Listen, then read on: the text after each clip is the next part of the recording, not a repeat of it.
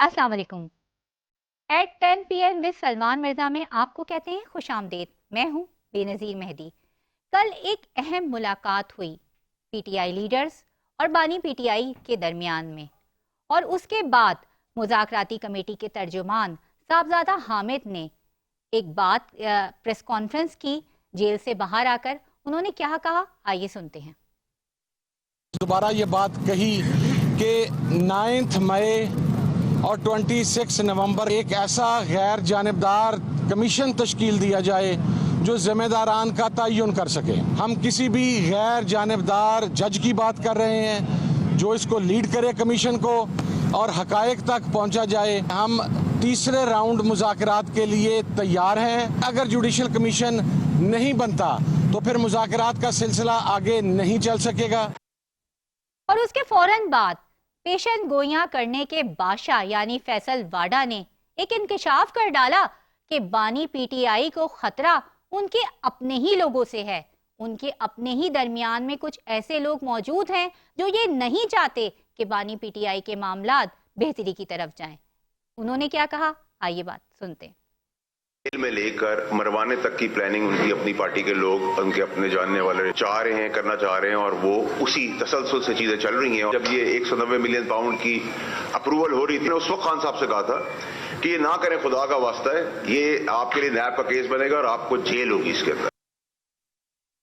इन्हीं तमाम सवालात के आज हम जवाबात तलाश करने की प्रोग्राम में कोशिश करेंगे। और आज के प्रोग्राम में हमने दावत दी है माहिर कानून रियासत अली आज़ाद साहब को, बैरिस्टर अली ताहिर साहब को जिनका ताल्लुक है पीटीआई से, और कर्नल रिटायर मकबूल खुसूसी मुशीर बराए वज़ीर आज़म आज़ाद कश्मीर कर्नल मारूफ माजरत के साथ। तीनों ही पैनलिस्ट को प्रोग्राम में वेलकम करते हैं। सबसे पहले मैं रियासत अली आज़ाद साहब आपकी तरफ आऊँगी। और आज हमने देखा कि 190 मिलियन पाउंड जैसा अहम का जो केस का फैसला आना था, एक बार फिर मौखर हो गया। फैसला महफूज होने के बाद कितने अरसे तक फैसला महफूज रखा जा सकता है, यानी उसे पब्लिक नहीं किया जा सकता, इसकी कितनी गुंजाइश मौजूद है कानून में? बिस्मिल्लाहिर्रहमानिर्रहीम। सबसे पहले तो बात यह है कि ये जजमेंट प्रोनाउंस होने के लिए 3 दफा ये एडजर्न हो गया है।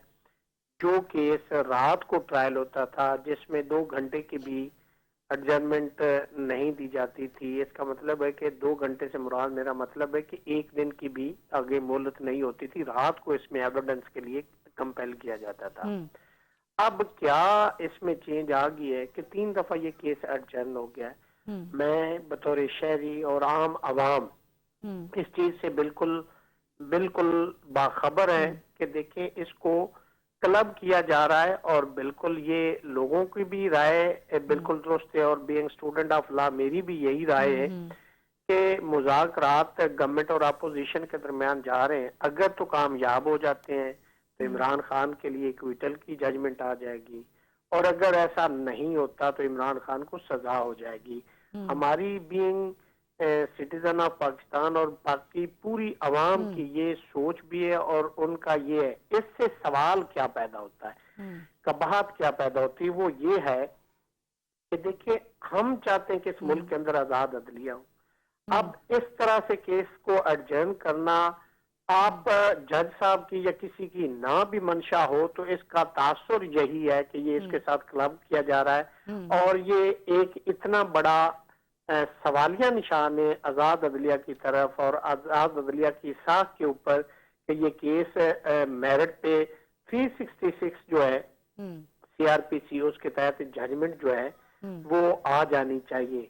उसके अंदर है कि जी मुलजमान नहीं आए, और भाई आपने तो इन मुलजमान को इस्लामाबाद हाई कोर्ट के हाथे से उठा लिया था। बिल्कुल, ये तो मैं आज इसी तरफ आ रही थी सर। इतनी बड़ा किसी बैरून मुल्क तो नहीं बैठे, दुबई में बैठे हैं या कलकत्ता में बैठे कि वो आ नहीं सकते, जेल के अंदर है, कोर्ट भी वही है। और आप, मैं फैसल चौधरी साहब को सुन रहा था एक टीवी टॉक शो में, मैं भी उनके साथ था, तो उन्होंने कहा कि जब हमें टाइम दिया गया था 11 बजे का, हम 11 बजे वहां पहुंचे तो जज साहब की तो गाड़ी उस वक्त जा रही थी, तो हमें पता चला कि जी केस एडजर्न कर दिया गया। भाई अगर 11 बजे नहीं था, 12 बजे, 2 बजे, 3 बजे, अगर बुशरा बीबी लेट है तो आप किसी टाइम भी वो आ जाती हैं, आप रात तक उसका वेट करें, लेकिन आप फैसला सुने। पहले आपने इमरान खान को इतना फेवर नहीं की, आज कौन सा ये ऐसा नई सिचुएशन क्रिएट होगी है कि आपने उनके ना आने पे जजमेंट के जी वो फिर लोग बातें करते। आपने तो 342 की जब स्टेटमेंट्स थी तो उनके ऊपर साइन नहीं थे, आपने तो उस वक्त भी जजमेंट सुनाई थी। मैं समझता हूं कि जज साहब को बिल्कुल इस पे फैसला सुना देना चाहिए था। आइदर वे अब ये इतना पॉलिटिसाइज हो गया है, आपके इस जजमेंट को दोनों सूरतों में वो इक्विटल किया जाए या कन्विक्शन किया जाए, कोई शख्स उस पर बिलीव नहीं करेगा कि ये मेरिट पे जजमेंट है। इसको एक सियासी फैसला तस्वर किया जाएगा और इसको जो मुज़ाकरा थे उसके साथ क्लब करके पढ़ा जाएगा, समझा जाएगा और सुना जाएगा। अच्छा सर, ये बताएगा कि क्या फैसला सुनाते वक्त मुल्जिमान का कमरा अदालत में मौजूद होना ज़रूरी है? और 10:30 बजे का जो है वो वक्त दिया गया था फैसला सुनाने के लिए। हमने तारीख में ये भी देखा है कि जब फैसला महफूज किया जाता है और जब फैसला सुनाया जाता है, ऐसी आप तो मुझसे ज़्यादा इस बात को समझते हैं कि रात को 10-10 बजे तक इंतज़ार किया गया हाई कोर्ट के अंदर अहम फैसले सुनाने के लिए, तो क्या थोड़ी देर इंतज़ार नहीं किया जा सकता था? बिल्कुल, इसमें कोई प्रॉब्लम ही नहीं। मैंने पहले शुरू में अर्ज किया कि जैसे पहले ये करते रहे हैं तो उसमें तो इमरान खान को कोई फेवर नहीं दी गई। अब के जी वो मुल्जमान के एब्सेंस में जजमेंट नहीं सुनाई जा सकती, बिल्कुल ये ला है।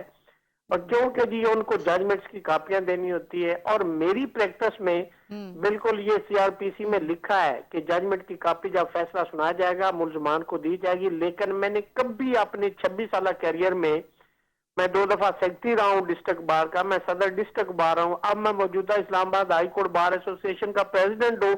मैंने नहीं देखा कि जब मुल्जिम को फैसला सुनाया जाता है उसी वक्त उसकी जजमेंट भी दी जाती है, आल दो के वो सीआरपीसी में मेंशन है। तो मैं समझता हूँ कि ये बस ऐसे एक ढोंग है जिसका बहाना बनाया जा रहा है। और अगर चले ठीक है, आज तो वो अवेलेबल नहीं थे तो वह पता चलना चाहिए कि कल जजमेंट सुना दे। अब आप 10-10, 15-15 दिन की आप डेट दे रहे हैं, तो इसमें कौन सी आप मुझे तो ये रॉकेट साइंस मेरी तो समझ से बालातर है।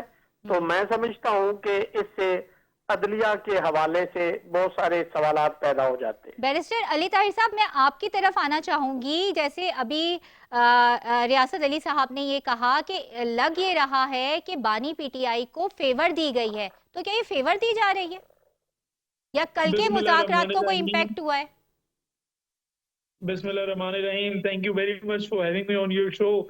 देखिए, रियासत भाई ने ऑलरेडी सारी बातें क्लियर कर दी हैं, ऐड करने को बड़ा कम छोड़ा है। मैं सिर्फ एक चीज अगर उनकी इजाजत से ये ऐड कर दूं कि वो कह रहे हैं जी कि उसी वक्त नहीं मिलती, बल्कि उसी वक्त तो नहीं मिलना तो एक अलग बात है, हम तो सर्टिफाइड कॉपीज के लिए अप्लाई करते हैं और फिर इंतजार करते हैं और फिर जुडिशियल स्टाफ को कुछ खर्ची भी देते हैं, उसके बाद उनसे सर्टिफाइड कॉपी लेके जाते हैं और फिर उसके बाद कोई उस पर अपील शपील फाइल करते हैं। जहां तक आपकी बात है, आपका सवाल है, तो देखिए किसी सूरत रिलीफ इमरान खान को क्यों? इमरान खान साहब तो कह रहे हैं कि करें फैसला, अगर आप कर सकते हैं तो करें भाई। देखिए, तोशाखाना 1, तोशाखाना 2, इद्दत, साइफर, 190 मिलियन, अलकादिर ट्रस्ट, सबके अंदर या सुपीरियर कोर्ट से एक्विटल हो चुके हैं या बेलों के ऊपर हैं।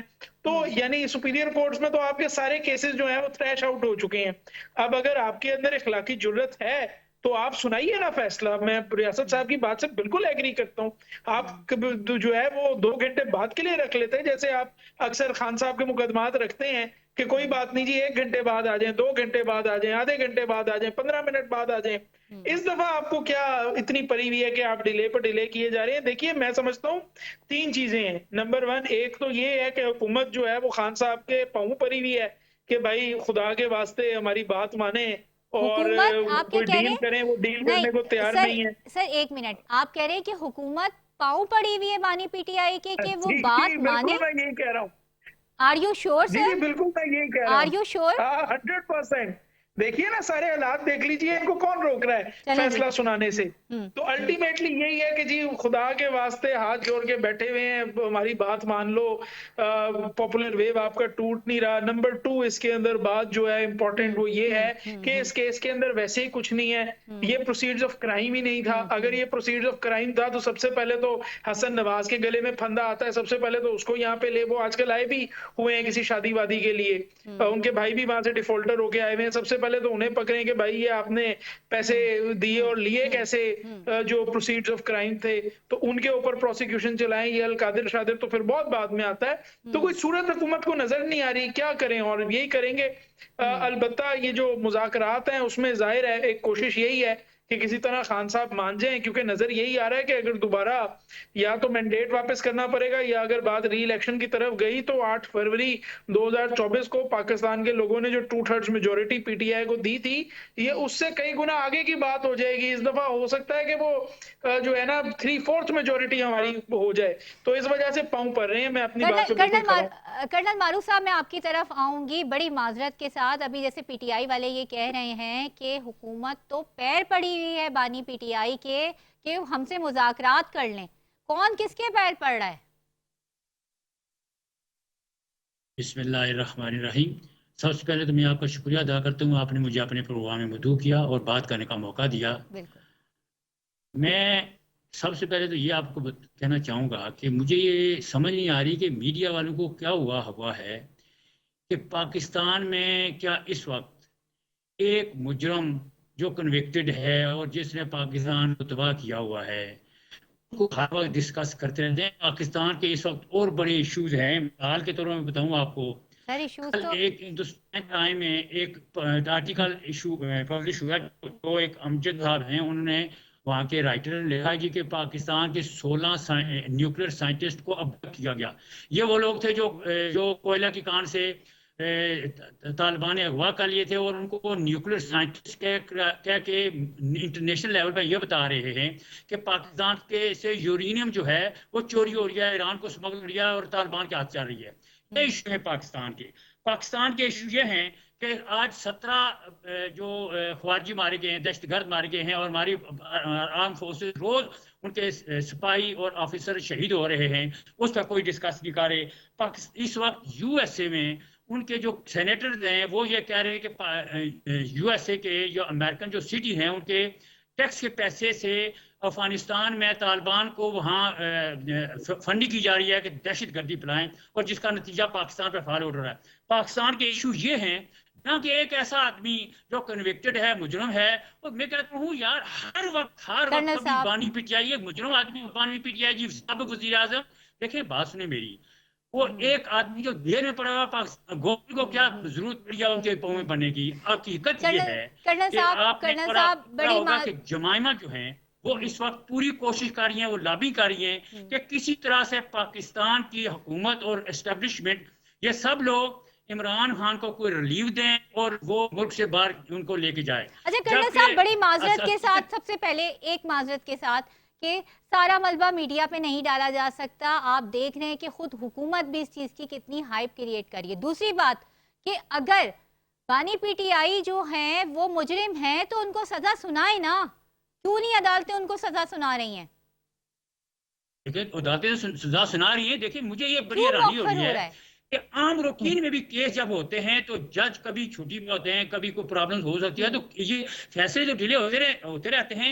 एक हफ्ता डिले होते तो कौन सी क़यामत आ गई है, अगले हफ्ते सुना दिया जाएगा। मैं ये कह रहा हूँ कि हर वक्त मीडिया सर आज यहाँ पे तस्दीक कर दूं सर, आपको कता कलामी की माजरत चाहती हूँ सर। आज जज छुट्टी पे नहीं थे सर, आज जज छुट्टी पर नहीं थे। आज की तो डेट दी गई थी, टाइम दिया गया था, और ये पाकिस्तान की तारीख का एक इंतहाई अहम फैसला है, ये हमें मानना पड़ेगा।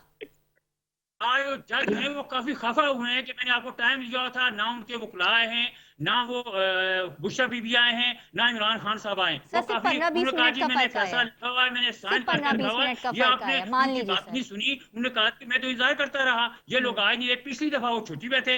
अभी देखे ना, ये these are the minor issue, ये कोई बड़ी इशू नहीं है। इशू जो है उनकी तरफ जाना चाहिए। और बात ये है कि जब अगर उन्होंने जुर्म किया हुआ है, ये तो अभी जो है इस चीज को असर्टेन करेगी अदालत। वहाँ आर्गूमेंट हुए हैं, वहाँ काउंटर आर्गूमेंट हुए हैं, अभी जो फैसला करेगी।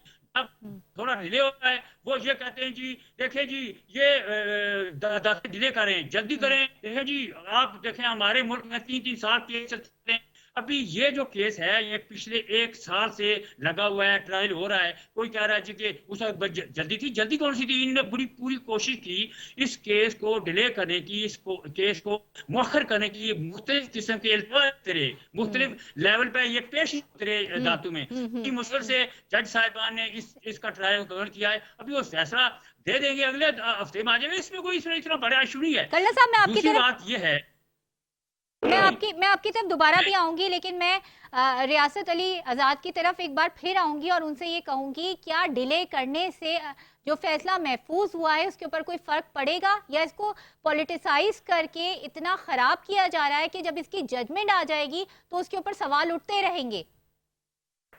देखिए, इसमें सवाल ये पैदा होता है कि जब आपने तीसरी डेट अर्जन कर दी है और दूसरी तरफ उनका डायलॉग चल रहा है गवर्नमेंट और अपोजिशन का, तो मोहल्ला आप जितना मर्जी है आप दूध के धुले क्यों ना हो, लोग इसको नहीं मानेंगे इस फैसले को। उसकी रीजन ये है कि आपने उसको एक पोलिटिसाइज कर दिया है।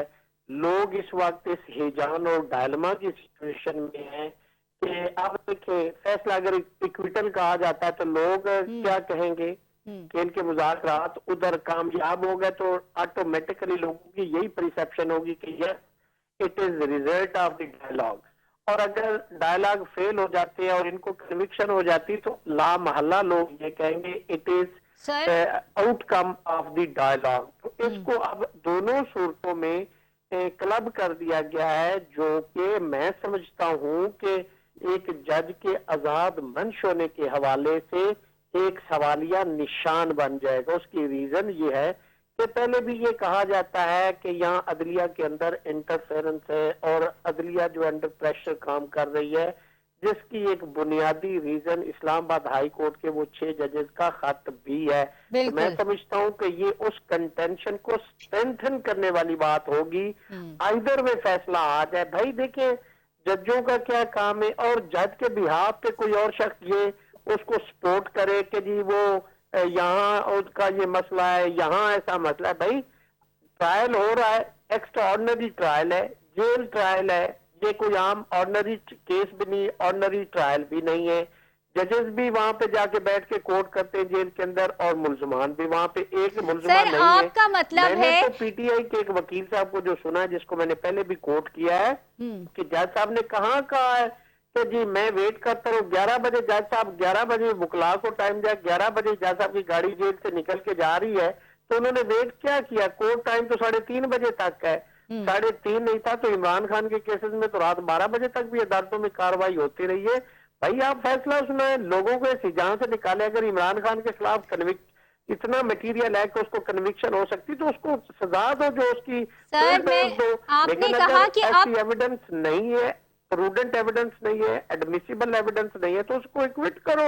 आप क्यों इसको एडजर्नमेंट पे एडजर्नमेंट दे रहे, जबकि आपने इसको डे बाय डे चलाया है, आपने इसमें एक भी एडजर्नमेंट नहीं दी। तो अब कौन सा नया एक मामला खड़ा हो गया कि आप अब जजमेंट देने के बजाय एडजर्नमेंट पे आपने जोर दिया हुआ है? तो ला मोहल्ला इससे जो मैं समझता हूँ कि जज साहब की अपनी जो इंटेग्रिटी है उसमें भी क्वेश्चन उठेगा, और जो मिनहैसुल इदारा अदलिया है उसके ऊपर भी एक इदारे के ऊपर सवाल पैदा हो जाएगा, उंगली उठेगी और अवाम उठाएगी।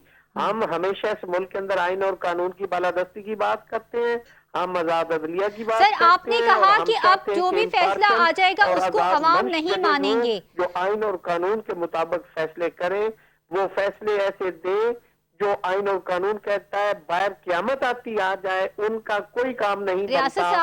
और जज साहब के पास उस केस के अलावा और केस कौन सा है जिसके अंदर वो इतने बिजी हैं कि आप एडजर्नमेंट दे के चले जाएं और बाकी सारे लोग आपका इंतजार करते रहे? भाई 2 मिनट की गेम है। जब आपने ट्रायल किया, आपने तो उसी वक्त स्टेनो के जरिए एविडेंस आपने रिकॉर्ड कर ली, आपने ऑपरेटिव पार्ट लिखवाना है जिसके अंदर आपने इक्विटल या कन्विक्शन को ऑर्डर करना है। इसमें कौन सी रॉकेट सर आपकी बात में मैं एक थोड़ी सी एडिशन करना चाहूंगी और आपको थोड़ा सा इंटरप्ट करना चाहूंगी। मुल्ज़म नहीं आता तो इतनी मेहरबानी मुझे नहीं समझ आई कि जज साहब पहले तो आप उसको मुलजम को कोर्ट में कंपेल करके बुलवा लेते थे, आज आपने उनको नहीं बुलवाया, आज आपने उन पे मेहरबानी कर दी कि जी कोई बात नहीं आगे आ जाएंगे। और भाई या तो सबका हिस्ट्री ये हो कि आपने मेहरबानी पहले की हो तो आज भी अवाम भी मान ले, वकला भी मान ले और उनके वकील भी मान ले, लेकिन अगर आपने माजी में ऐसा नहीं किया तो अब लोगों की ये चीज समझ से बालातर है। अच्छा रियासत साहब, आपके कहने का मतलब है कि अब जो भी फैसला आएगा अवाम उसको नहीं मानेंगे, उसको नहीं मानेंगे कि इंसाफ के तकाजों पे पूरा उतरा है, यानी अब लोग यही कहेंगे कि ये मुंसिफ भी तो कैदी हैं, हमें इंसाफ क्या देंगे, आपका यही मकसद है?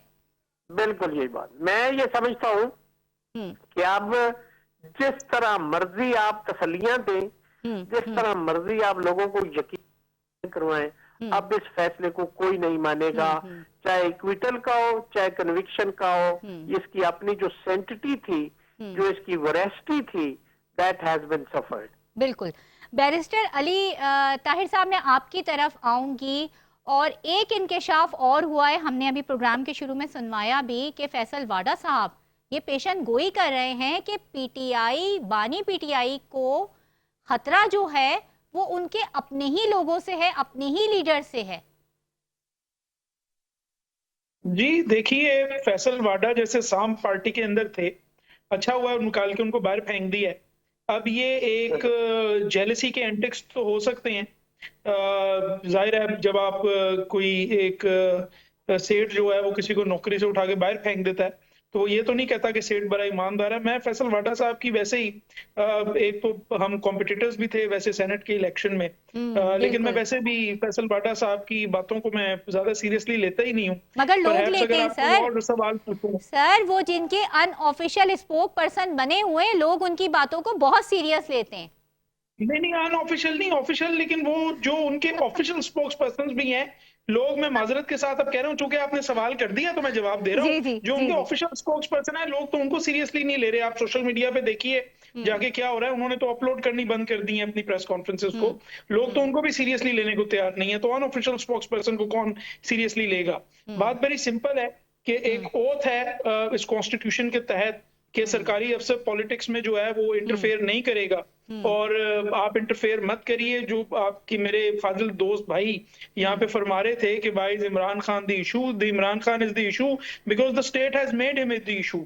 आप सिक्योरिटी इश्यूज को डील करने के बजाय आपका पूरा ध्यान ये है कि जनरल इलेक्शन को लेट कैसे कराया जाए, 8 फरवरी 2024 का इलेक्शन चोरी कैसे कराया जाए, इमरान खान के केसेस को मैनेज कैसे कराया जाए, सेकंड और थर्ड टीयर लीडरशिप को जेल में कैसे रखा जाए, मीडिया के ऊपर इमरान खान का नाम लेने और तस्वीर चलाने पे पाबंदी को इन्फोर्स कराया जाए, हर वक्त नेगेटिव पब्लिसिटी होती रहे। आप अपने ही लोगों के मिलिट्री ट्रायल्स करें, अपने ही लोगों को आप कहें जी कि ये शर पसंद है, बजाय इसके कि आप तालिबान को शर पसंद कहें और वहां जाके उनका मुकाबला करें।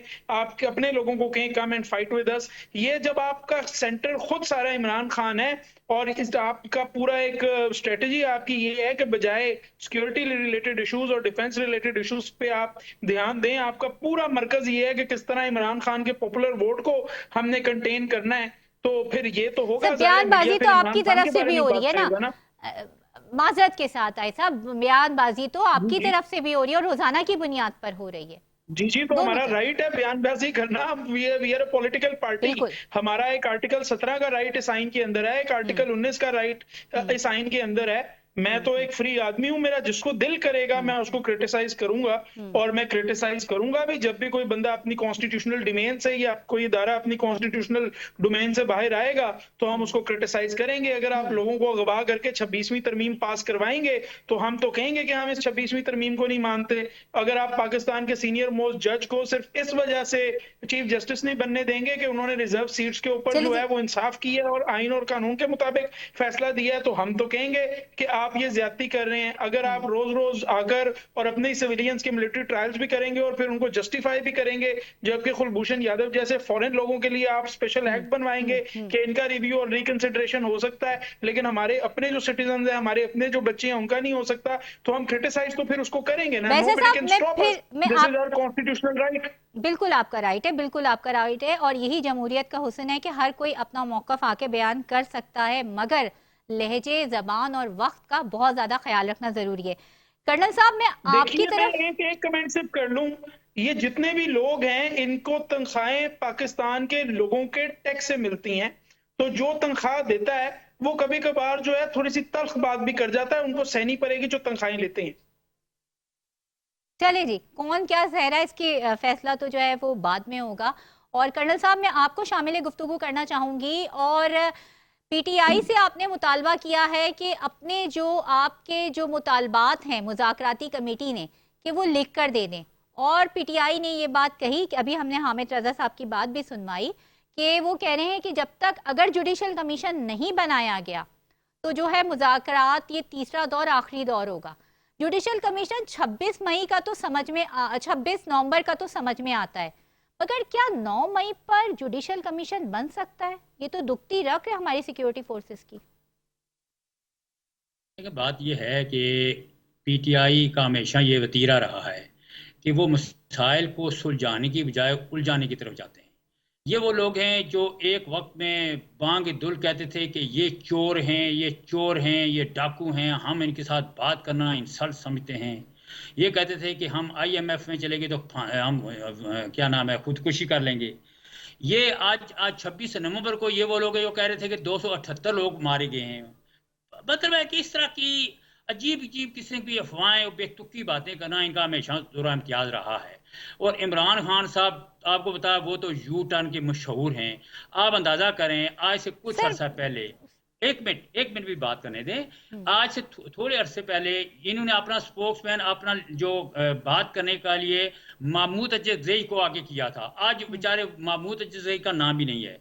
ये मौलाना डीजल कहते थे, फिर इन्होंने 26 तरमीम के वक्त इन्होंने कहा जी मौलाना साहब तो बहुत बड़े सियासतदान हैं, बड़े अच्छे हैं। फिर जब वो मुज़ाकरात चले तो देखें मुज़ाकरात में हमेशा कुछ गिव एंड टेक होती है, और वहां भी पीटीआई वो गर्दन पे बंदूक रख के उन मुज़ाकरात को चलाना चाहती थी, जबकि मौलाना साहब कह रहे थे कि कुछ गिव एंड टेक करो, और कुछ गिव एंड टेक 52 अमेंडमेंट थी जिसमें उन्होंने 26 पे उन्होंने कंप्रोमाइज कराया और बाकी पे आगे। अभी पॉइंट ये है कि मुज़ाकरात, ये कहते हैं मुज़ाकरात भाई मुज़ाकरात वो ये वही लोग हैं चोर हैं। इशू ये है कि सबसे पहले तो आप इस बात को क्लियर कर लें कि आप आज भी ये कहते हैं कि ये लोग फैसला करने के काबिल ही नहीं है, ये फैसला कर ही नहीं सकते, और साथ आप शराइत रखते हैं। सर पीटीआई वाले कहते हैं कि हुकूमत फैसला करने के काबिल नहीं है।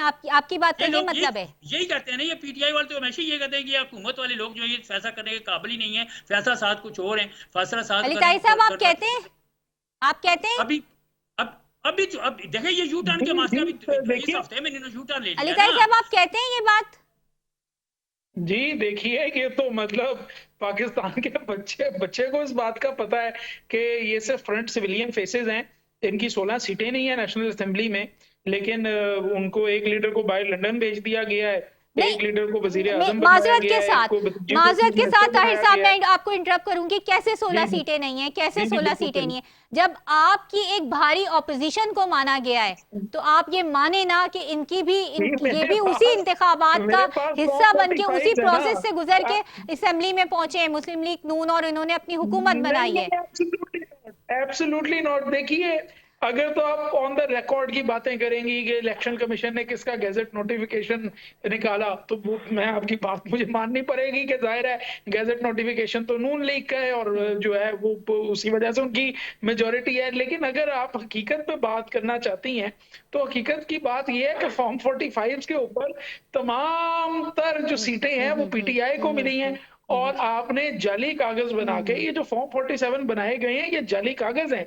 आपने जाली कागज आपकी तरफ आऊंगी, मैं फिर आती हूँ ताई साहब, मैं आपकी तरफ फिर आती हूँ। अभी आपको बोलने का पूरा मौका दिया गया। मैं कर्नल साहब आपका मौकफ जानना चाहूंगी, और आप मुझे ये बात बताइए, सारी बातों को छोड़ दीजिए सर, आप मुझे बताइए कि 9 मई पर जुडिशल कमीशन का कयाम मुमकिन आपको लग रहा है? देखिए बात यह है कि जो 9 मई वाला जो काम है उसमें तो ऑलमोस्ट डिसीजन तो हो चुके हुए हैं, डिसीजन हो चुके हुए हैं। रिलीफ भी अभी मिल चुका है 9 लोगों उसमें को। तो कमीशन बनाएगी तो कोई मेरे ख्याल में कोई तुक नहीं बनती, जो जो जो फैसले हो चुके हैं। हाँ, उसमें जो लीगल प्रोसीजर है वो फॉलो किया जाएगा। जो वहाँ मिलिट्री कोर्ट से जो फैसले हुए हैं उनको आगे आप चैलेंज कर सकते हैं, उनकी कोर्ट ऑफ अपील होती है, और उसमें 19 लोगों की तो ऑलरेडी जो अपीलें हैं वो मंजूर भी हो चुकी हैं, और उन लोगों को उन्होंने अपना माफ कर दिया है, या रिलीफ उनको कर आपने दिया। उनकी सजाएं खत्म कर दी हैं। बात ये है, मैं बताना चाहता हूँ, जैसे 47 की बात करते हैं, मौलाना फजल रहमान कहते हैं कि केपीके में सब 47 के, ये जो पीटीआई की हुकूमत है वो 47 की पैदावार है। तो ये तो सियासी बयानात हैं।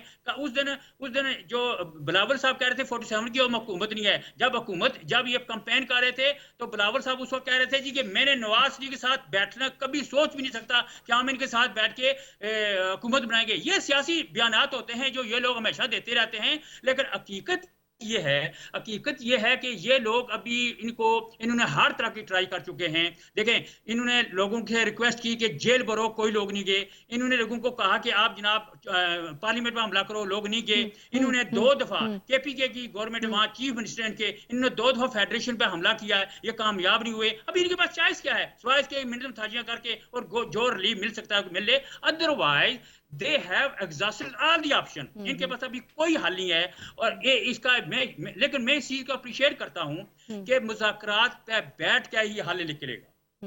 मुज़ाकरात की टेबल पे बैठ के ही हल निकलेगा। बिल्कुल बिल्कुल, मुज़ाकरात की टेबल पर बैठकर ही हल निकलेगा, और इल्जाम तराशी का भी सिलसिला किसी हद तक दोनों साइड से जो रोकना होगा।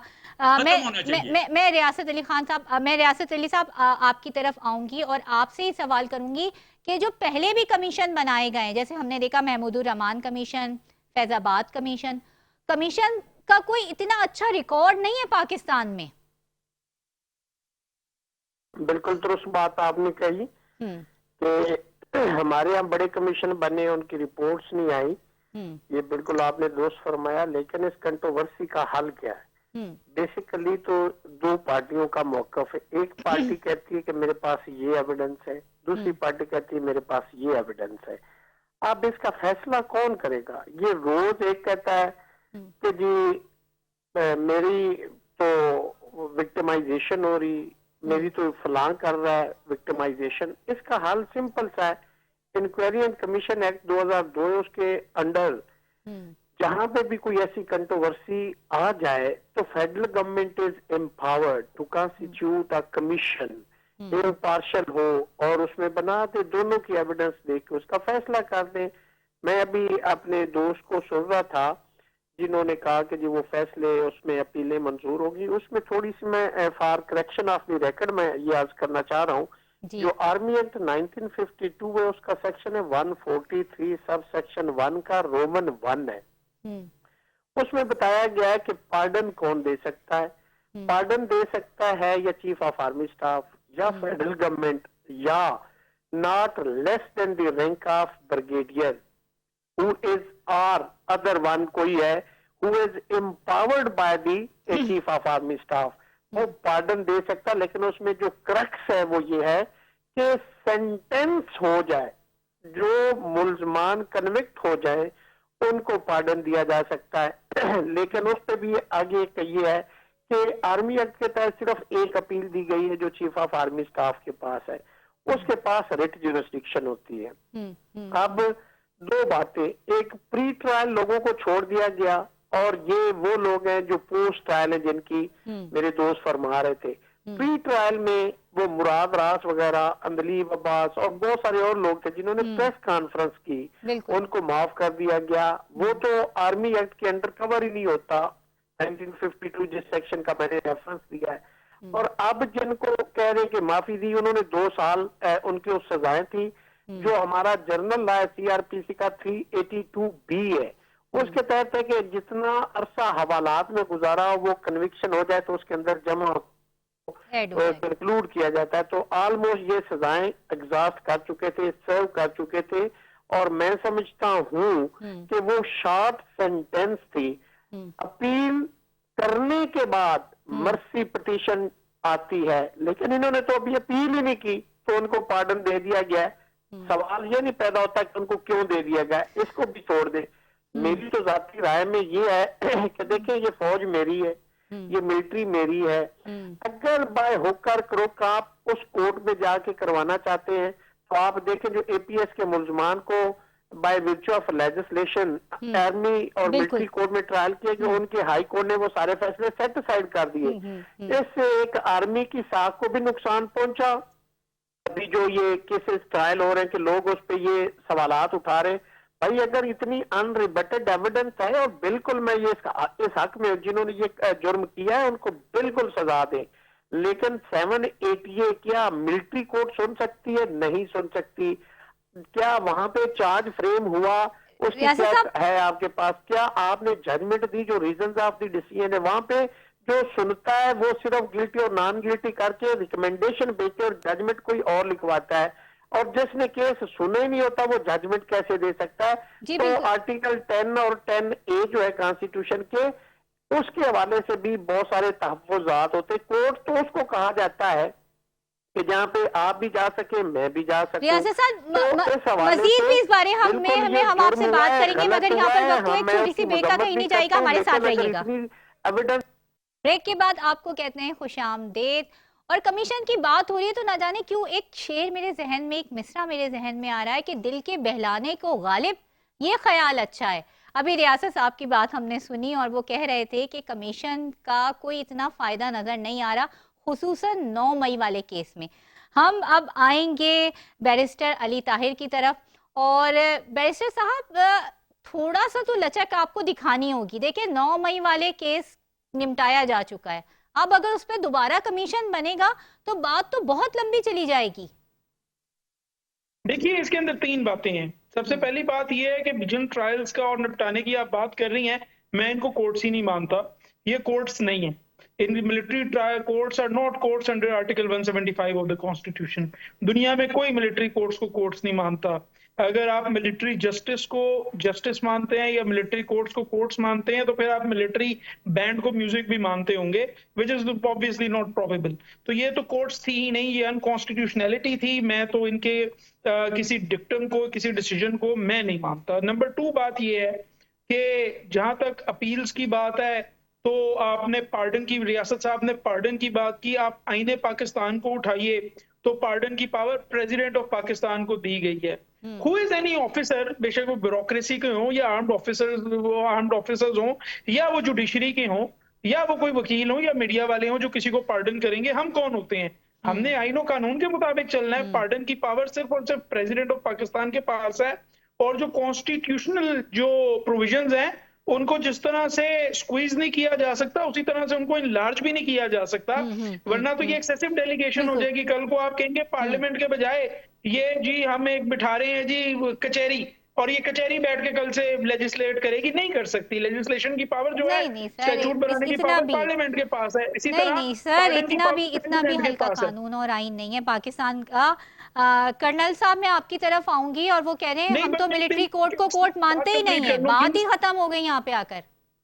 जी मैं एक चीज और कर दूं, नंबर 3, एक मिनट मुझे प्लीज ये कोई नई बात नहीं है। ये इमरान साहब का भी यही है कि मैं जो बात वो कहते हैं इधर माई वे और हाई वे, अगर मेरा मानिए फिर लड़ाई है, फिर फसाद है, फिर दंगा है, क्योंकि कानून को ये नहीं मानते। ये जो कोर्ट बनी है ये कानून के मुताबिक है, और जो पार्डन होता है ना वो भी कानून के मुताबिक होता है। ये कहते हैं हम मानते नहीं, आइन को मानते हैं, तो ये आइन के मुताबिक की सारी कोर्ट्स हैं, अदालतें हैं, और जो पार्डन होता है वो भी आइन के मुताबिक होता है। कौन सा आर्टिकल है कर्नल साहब आइन का? देखिए इनमें दरमियान में इंटरप्ट नहीं करना चाहिए। इनको ये थोड़ा सा बताएं कि जब उन्होंने बात की मैंने बोला, अभी इनको भी नहीं बोलना चाहिए। अभी इशू ये है कि बताइए सर आप उनको बात करने का मौका दें, जब आपकी बात आएगी तो मैं आपको दूंगी, ठीक है? प्लीज ये इनको सीखना चाहिए, लेकिन ये प्रॉब्लम है माई वे और हाई वे वाली बात है ना। प्रॉब्लम ये है, देखें जो मैंने चूंकि आर्मी कोर्स बेशुमार कंडक्ट कराई हैं, उसमें पूरा डिफेंस भी होता है। जो विटनेस कोई अपना एक्यूज जो विटनेस लाना चाहता है वो ला सकता है, और दिफा में वकील पेश किया जा सकता है, और उसके बाद जो कोर्ट मार्शल होता है उसके बाद कोर्ट ऑफ अपील होती है, और ये केस आखिर में सुप्रीम कोर्ट में भी जा सकता है। ये इनको कानून के मुताबिक सुप्रीम कोर्ट में भी इसकी अपील की जा सकती है। ये हमारे आर्मी अफसर बेशुमार हैं जिनके कोर्ट मार्शल हुए हैं और वो सुप्रीम कोर्ट में बाद में गए हैं। एक बात तो ये है। दूसरी बात यह है कि आज ये कोर्ट नहीं मिलिट्री कोर्ट मान रहे हैं, लेकिन जब वजीर आजम थे इमरान खान साहब, उस वक्त तो किन लोगों को वहां इन कोर्ट के जरिए सजाएं हुई, उस वक्त तो ये मान रहे थे, उस वक्त तो ये सब कानून के मुताबिक था। तो पॉइंट ये है कि ये हो नहीं सकता कि जो आपकी मर्जी है, जो आपकी मंशा है, निज़ाम उसके मुताबिक चले, मुल्क उसके मुताबिक चले, पार्लियामेंट उसके मुताबिक चले, रियासत उसके मुताबिक चले, कोर्ट्स उसके मुताबिक चले। ये देखें, जो अपोजिशन और ट्रेजरी बेंचेस होती हैं उसमें यह होता है कि लोगों का हर किसी का अपना ओपिनियन होता है, हर किसी की अपनी राय होती है, और हमेशा आगे चलने के लिए दरमियाना रास्ता निकाला जाता है, और वो रास्ता यही होता है कि मुल्क और स्टेट का बेहतरी हो। मेरी और पीटीआई के सपोर्टर की बात नहीं है, ये अवाम पाकिस्तान की बात है, ये रियासत की बात है, ये स्टेट की बात है। और अभी मैंने जैसे पहले आपको बताया, इस वक्त हमारे इशू और ज्यादा हैं। इस वक्त हम इंटरनेशनल कंस्पायरेसी का शिकार हैं। अमेरिका जो है अफगानिस्तान में रोज 160 बिलियन डॉलर जो है वो वहां पंप इन कर रहा है हमारे मुल्क में दहशत गर्दी कराने के लिए, और ये बातें अमेरिकन सेनेटर्स और वहां के लोग बता रहे हैं कि हमारा टैक्स का पैसा वहां जा रहा है। तो हमारे इशू वो हैं, इन लोगों में ये इन इशू में हमें फंसा के रखते हैं। और देखें, फतना फसाद, मुल्क में अनार्की पैदा करना, इस वक्त मुल्क में जो और इशू हैं उन पर डिस्कस करना चाहिए। इस वक्त आप अंदाजा करें कि केपीके में बीआरटी का एक प्रोजेक्ट था, वो इनसे हुआ नहीं है। उसके बाद अब रिसेंटली कोरोम एजेंसी में 130 लोग मारे गए, पिछले 2 महीने से इनके मसला हल नहीं हो रहा। उसके मुकाबले पंजाब में देखें, रोज लोगों बच्चों को स्कॉलरशिप मिल रहे हैं, वहाँ किसान कार्ड मिल रहा है, लोगों को मुफ्त घरों के मालिकाना हकूक मिल रहे हैं। तो इशू ये है अवाम के, अवाम का इशू है महंगाई कम हो, तजारत वाले जो ताजिर है उसका इशू है कि वैसे साहब मैं आपकी तरफ थोड़ा सा आना चाहूंगी। और आप तो 26 नवंबर से पहले ये भी नहीं मानते थे कि आपने पॉलिटिकल पार्टीज के साथ बैठकर मुज़ाकरात करने। मुझे याद है पहली दफा, और मैं कोट करूंगी फरहतुल्लाह बाबर को, कि जो तर्जुमान रहे हैं सदर आसिफ अली जरदारी के, उन्होंने ये बात कही थी कि सबसे पहले मुज़ाकरात की बात बिलावल भुट्टो जरदारी और आसिफ अली जरदारी ने की थी कि इमरान खान से बात करें, आपके बानी पीटीआई से, मगर उन्होंने ये कहकर रिफ्यूज कर दिया था कि मैं चोरों से बात नहीं करूंगा। उसके बाद बहुत दफा मुज़ाकरात की बात की गई कि मुज़ाकरात करें। जब 26 नवंबर वाला भी एपिसोड हुआ आपके साथ, तो उस वक्त भी कहा गया कि संजरानी की तरफ मुड़ जाएं, मगर उस वक्त बुशरा बीबी आ गई। 26 नवंबर से पहले तो आप नहीं मानते थे कि हम पॉलिटिकल पार्टीज के साथ बैठेंगे सर, बड़ी माजरत के साथ। नहीं, बिल्कुल आपका सवाल पूछने का राइट है, इसमें माजरत की क्या बात है। आप सवाल पूछिए, मैं जवाब दूंगा, लेकिन आपका जवाब देने से पहले जो 3-4 बातें हुई हैं वो मैं प्लीज जरा पासिंग रिमार्क करता जाऊं। एक तो कर्नल साहब ने कहा ये जो आर्मी कोर्ट्स हैं ये कॉन्स्टिट्यूशन के ऐन मुताबिक हैं। मेरा बड़ा एक स्पेसिफिक उनसे सवाल है, मुझे बताइए कौन सा आर्टिकल है कॉन्स्टिट्यूशन का जिसमें मिलिट्री कोर्ट्स का कहा गया है? वो कोई मुझे एक आर्टिकल बता दे, मैं अपनी सारी बात को जो है ना वो बांध के और वापस ले जाऊंगा। कोई एक आर्टिकल बता दीजिए मुझे। नंबर 2 बात ये जो है, इन्होंने कहा कर्नल साहब ने कि जी आपकी नहीं चलेगी, तो मैं कब कह रहा हूं कि मेरी चलाएं? भाई मैं तो कह रहा हूं कि the people of Pakistan are the owners of this country. इस मुल्क में पाकिस्तान के लोगों की चलेगी, और वो डिसाइड करते हैं 1 पर्सन 1 वोट के हिसाब से। उनके वोट को मान लीजिए, अगर वो आपको एक मैंडेट देते हैं किसी को तो उसको मान लीजिए। ये लाल लाइनें और हरी लाइनें और पीली और नीली लाइनें लगाना है ये छोड़ दें, ये आप यहां तक ले आए इस मुल्क को, ये छोड़ दीजिए काम। पाकिस्तान के लोग मालिक हैं, वो डिसाइड करेंगे। तीसरी बात कर्नल साहब कर रहे थे, मैं आखिरी कमेंट देके फिर आपके सब जवाब की तरफ आऊं कि उन्होंने कहा इमरान खान को डिस्कस नहीं, हमारे पास लास्ट मिनट है, हमारे पास लास्ट मिनट है।